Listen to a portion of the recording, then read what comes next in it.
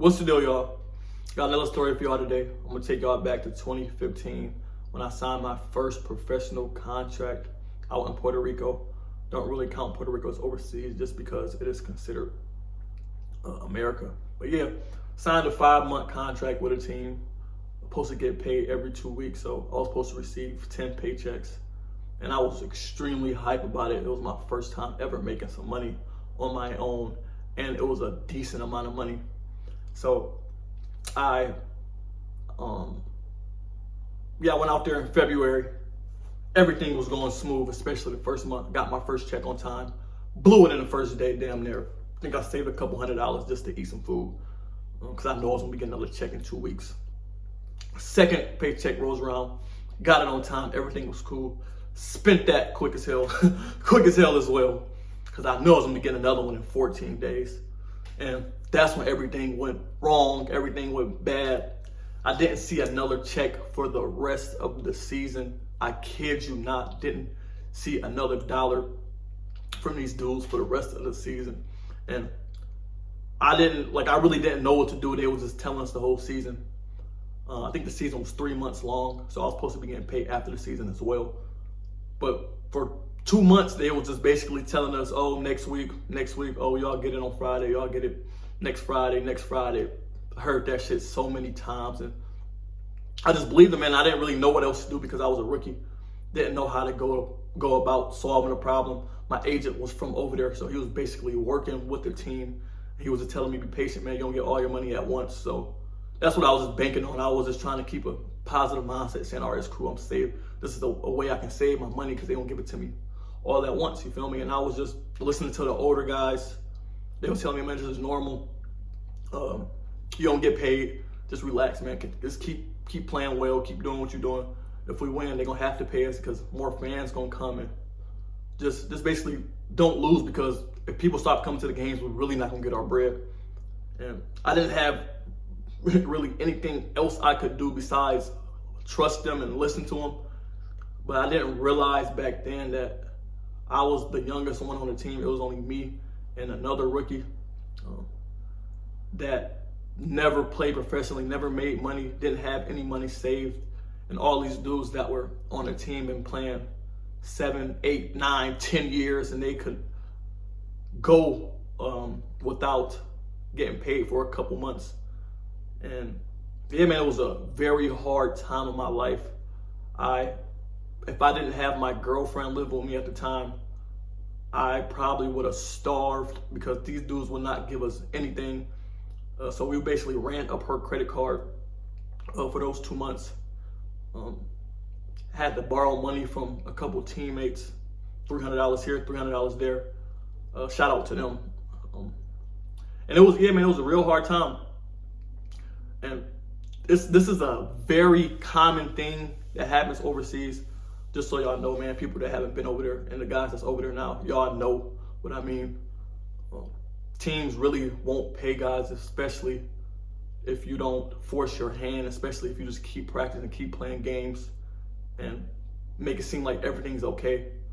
That's where a lot of guys go wrong. A lot of guys don't use the power that they have, because if we stop playing, you know what I mean, they're going to be forced to play us, or you know what I mean, something's going to happen. And this is the only team till this day that's got away with not paying me. I'm glad it happened early in my career, because I promised myself I would never in my life let it happen again. And yeah, man, so yeah, I went the whole season, bro. I played the whole season not getting another check after the first month. So even after the season was over, they were supposed to pay me for 2 more months.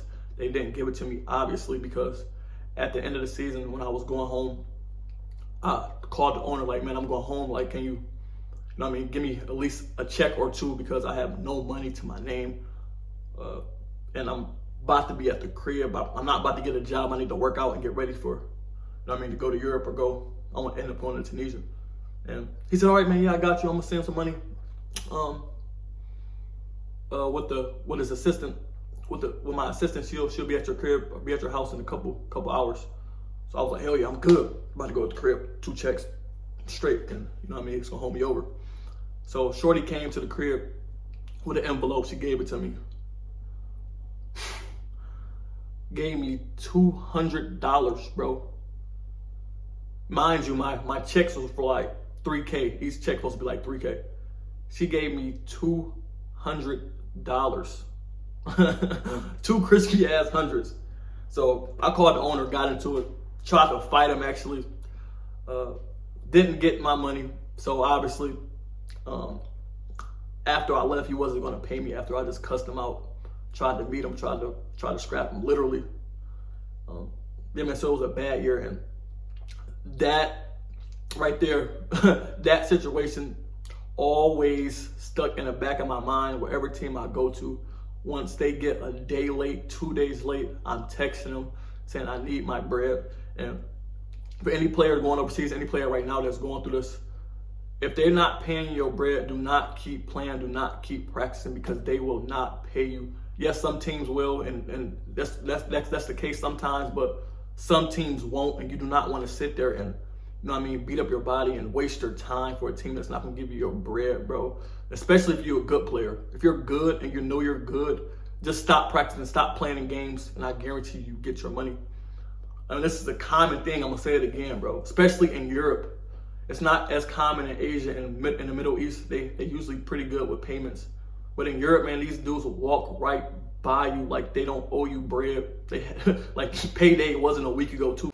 And if sitting out of games and practices don't work, dip, because they're not going to pay you, bro. Don't waste your time. You should always put in all of your contracts just to protect yourself. If a team is more than 2 weeks late, 30 days late, whatever you feel comfortable with, you can dip and receive all of your money that the team owes you for the rest of the season. So meaning if they breach the contract in month 3, and you can leave and you can sign to another team and you have no obligation towards the team, but they still have to pay you the rest of the 7 months or however many months is left on the contract. They have to pay you that bread. You might have to go to FIBA, which is the court. You might have to go to the court, but you will win that case 100%. It happens all the time. Yeah, so man, it's always better, man, if you can get the rest of your teammates to bag you up and y'all all, you know what I mean, on the same page with that when it comes to payments, because usually not one player wants to sit out by himself. So if you're not really like that, get a couple players to do it with you, or the whole team that's really going to get y'all money. And yeah, like I said, it's normal, dog. So be prepared for that and just know how to react to it, because y'all don't want to be sitting there 2-3 months and not getting y'all money, because a lot of teams won't pay you. And you don't want to waste your season. You don't want to waste your time. Like I said, we can be on another team getting paid. And the season usually don't go well anyway from a winning or losing standpoint, or an individual point, because you're not going to be focused on basketball. The team's not going to be focused on basketball because y'all worried about your money. That's half of the reason why a lot of dudes play basketball anyway, is to support themselves and their family. So this is not worth being there, bro. You might as well just get out and find a new team, bro, because trust me, it's not what you want to do, bro. This shit is stressful. You're not at the crib. You're away from home. You're in a totally different country, and you're not getting money. And the shit is annoying because you got to see these dudes every day, and they be acting like nothing is wrong, like they don't owe you bread. So yeah, man, it's something that, like I said, I'm gonna say it again. It's common. Be prepared and stand your ground, dog. So that's the vid. Just wanted to come over here, share another story with y'all. One of my experience that a lot of players have, a lot of overseas players go through, that not everybody knows, because a lot of people don't want to talk about it. People want to make it seem like everything over here is sweet and, you know what I mean, fun and games, when it's not. So I appreciate everybody that's been tuning into the vids, all the support. Thanks for tuning in. Y'all have any comments, anything y'all want me to make a video about, hit me on IG, leave a comment on this video or whatever vid. I appreciate y'all, man, and I'm out.